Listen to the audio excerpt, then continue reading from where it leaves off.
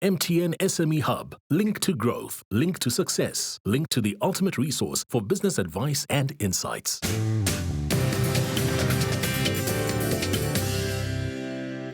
Welcome back to the Big Small Business Show. And in studio with us today, we've got Werner Prinsloo. He's the founder of Fussy Vegan. He himself is a vegan. We just learned what the difference is between a vegan and a vegetarian. And he's got 3 stores. So welcome to the Big Small Business Show. Yeah, it's such a pleasure to be here. Right. You spoke about in the insert, you spoke about having this personal relationship with your clients. Does that extend to collecting data on them? In other words, their age, their preferences, various other data points, their demographics, etc.? So, Alan, to be honest, I feel like we live in a world where data privacy is quite an issue.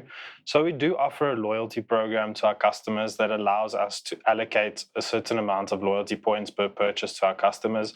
But other than that, we do ultimately, within the realm of ethics that we try and operate in, we try not to collect any data on our customers whatsoever. We feel that from our point of view, it's kind of like an on-the-ground type of thing. So knowing our customers and making decisions on that is rather where we would be, as opposed to actually gathering data that then also puts our customers' personal information at risk, things like that. So we actually try to avoid doing things the way the world is doing things when it comes to operating in a morally questionable way at some point.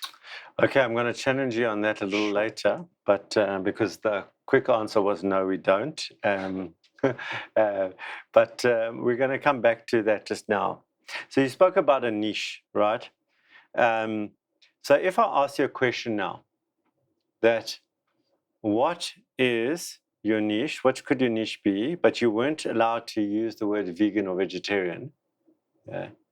What would that niche be? So I'm going to say, Werner, what is the Fussy Vegan's niche? But you're not allowed to say it's vegan or vegetarian people.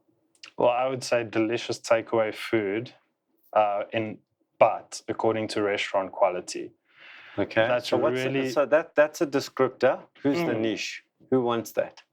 I would say... If you say everybody, then it's not a niche, right? 100%. So what's the niche?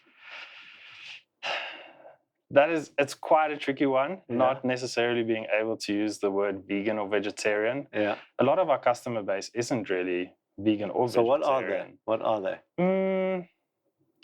I would say free thinker, someone wanting something new. Okay. Our slogan is try new. Okay. So it all comes down to trying a new way of eating. But once they've eaten, then it's not new, right? It's not new. Okay. 100%. All right, cool. I'm going to go there. I'm setting this up because this is where I want to take you in terms of your thinking to try and answer your question around marketing, right? Talk about other benefits other than, maybe more specifically, the health benefits of vegan food. So what are the benefits to me? If I become a vegan today, what happens to me inside? Sure. So, I mean, obviously, it is still possible to eat an unhealthy vegan diet. Things like sugar and white flour are still 100% plant-based. For me, the biggest thing would be the introduction of fiber in the diet, which a lot of people lack a lot of healthy dietary fiber. Okay. And then also including more of that rainbow in your plate. So introducing more raw vegetables, even cooked vegetables, but of different varieties, including more vitamins, minerals. Like I said, the dietary fiber is quite an important thing. So what happens to me when I have all this fiber and these minerals? So how does it benefit me? The first thing you'll notice is a very, very clear change in your digestive system. Yeah. How frequent that becomes, and then how light you feel. Something like meat actually takes a very long time for your body to digest, so it does weigh you down. It can make you very tired. Your body uses a lot of additional energy to actually break down meat. It also causes quite a bit of inflammation in your gut for specific people. So I think with the introduction of new plant-based foods, and then especially if you focus on probiotics, you're actually able to develop a very healthy gut biome, which at the end of the day, it affects your mental state, it affects depression and anxiety, it definitely affects how well your digestive tract works and functions as well. I want to bring you back to the business now. You touched on wholesale opportunities. Are there any, what would be wholesale opportunities for the Fussy Vegan? Is there an opportunity for you to sell to a retailer? Yeah, so I think we have a food license that allows us to package for retail as well. So basically that would go maybe into the direction of doing pre-made meals that someone could pop into the oven or the air fryer at home and then basically distribute from there on out. Obviously, for us to be able to produce to a supermarket level, that would take quite a big undergoing. We would need a facility that could produce at that quantity as well.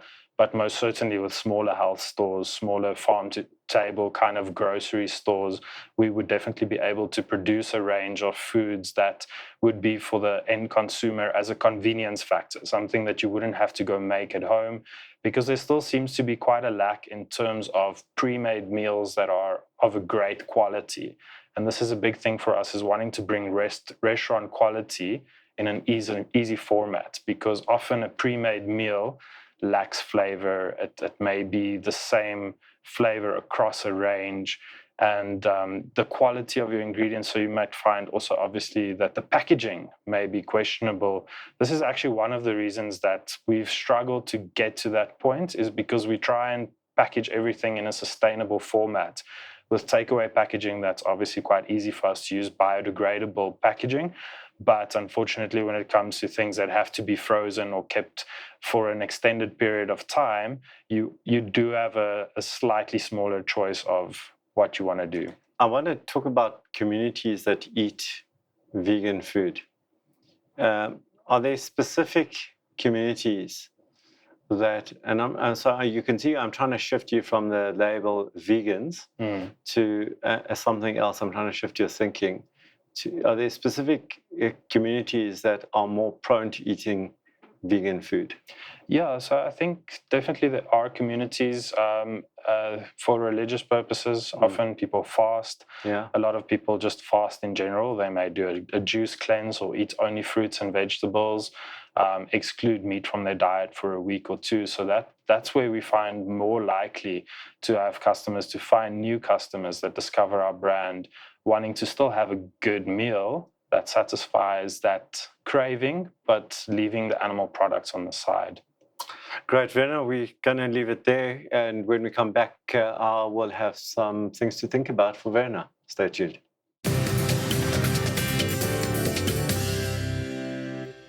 MTN SME Hub, link to business success.